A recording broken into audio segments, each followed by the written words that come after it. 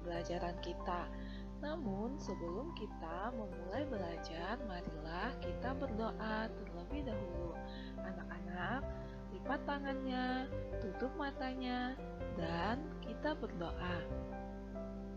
Tuhan Yesus yang baik, terima kasih Engkau telah berikan kami kesehatan dan kekuatan sehingga kami dapat mengikuti pembelajaran kami pada hari ini.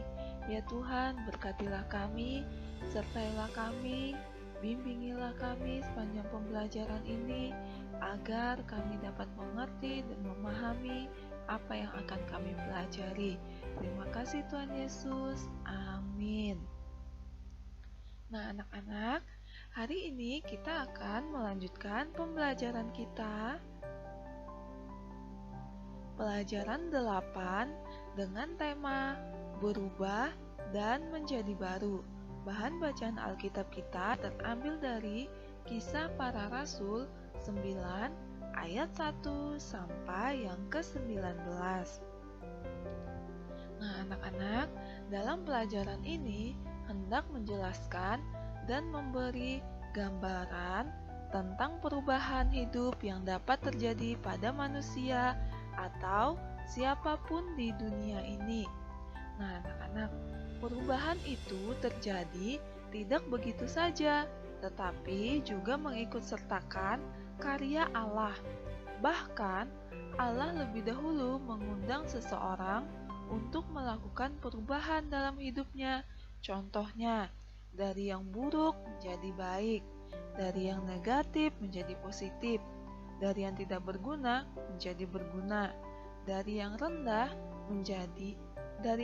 diri menjadi percaya diri, dan perubahan baik lainnya. Nah, anak-anak, kisah pertobatan Saulus akan menjadi contoh perubahan sikap yang baik dalam pelajaran ini. Saulus yang dahulu suka menganiaya pengikut Kristus justru menjadi pengikut Kristus. Bahkan ia menjadi salah satu rasul Kristus yang besar. Karyanya berupa surat-surat yang ia tulis kepada jemaat-jemaat yang kemudian menjadi kitab-kitab pada sebagian besar perjanjian baru dalam Alkitab.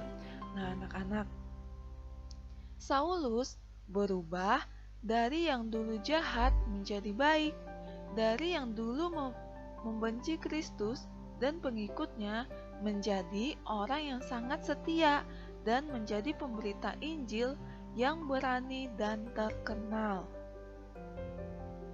Nah, anak-anak, merasa diri benar dan menganggap orang lain salah adalah cara berpikir lama yang dijalani oleh Saulus.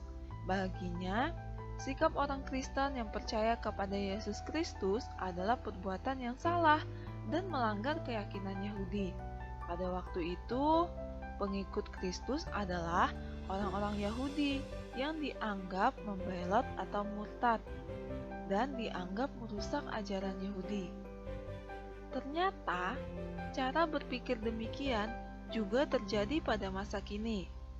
Merasa diri benar, kemudian menyalahkan orang lain yang dianggap tidak sepaham dan seide dengannya, lalu melakukan tindakan kekerasan, bahkan penganiayaan yang mengakibatkan pada kematian. Nah, anak-anak, kita sering kali meminta orang lain mengubah pendapatnya atau dirinya, tetapi sayangnya diri kita sendiri tidak mau berubah. Hanya kita yang benar dan orang lain salah. Jika sikap ini dilakukan seseorang sejak kecil, maka akan berakibat buruk ketika ia telah menjadi dewasa.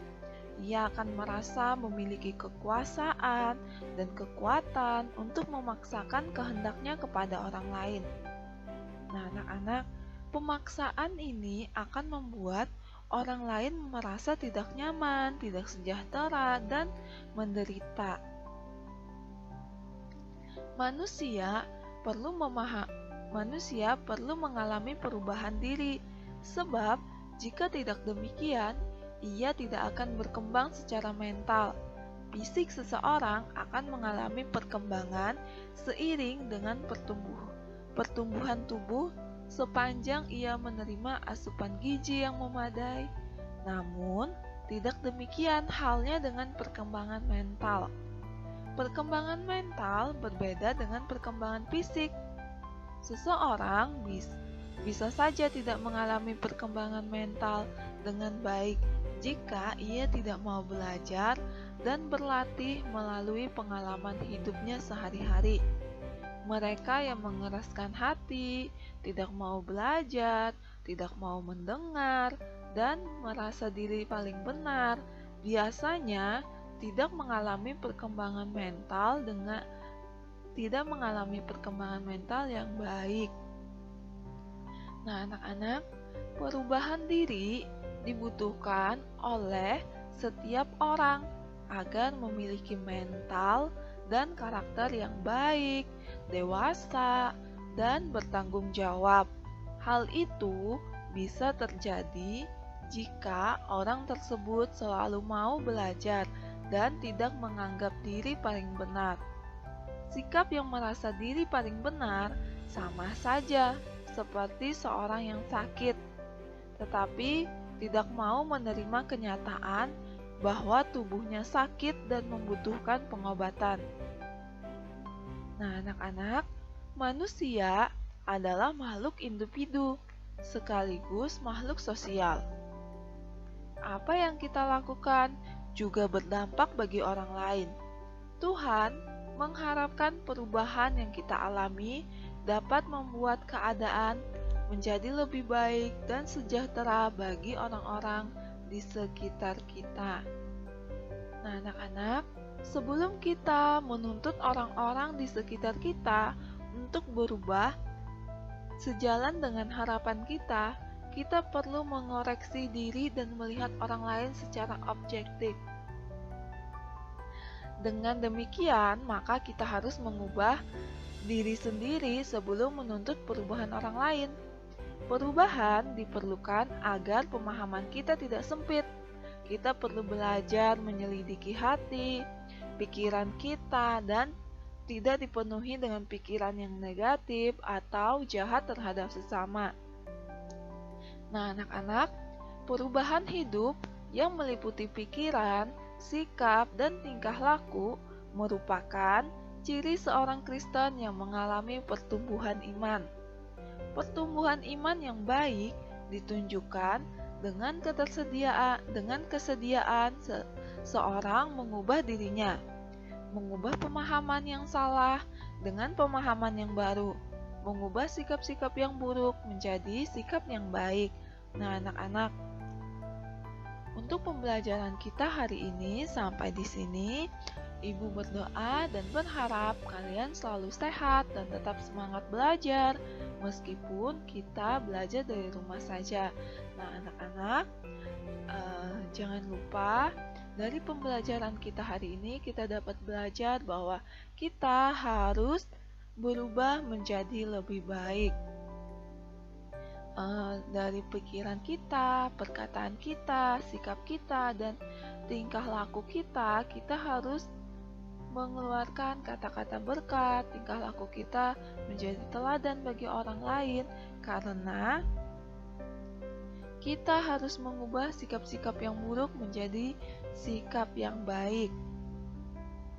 Nah, anak-anak, sebelum kita mengakhiri pembelajaran kita hari ini, marilah kita berdoa. Allah yang baik, tolonglah kami, anak-anak-Mu ini, memeriksa diri kami dan melakukan perubahan pada kata-kata, sikap, dan perbuatan kami, agar kami mencerminkan ajaran-Mu dalam kehidupan kami sehari-hari. Amin. Anak-anak, sampai jumpa di pertemuan berikutnya. Tuhan Yesus memberkatimu. Shalom.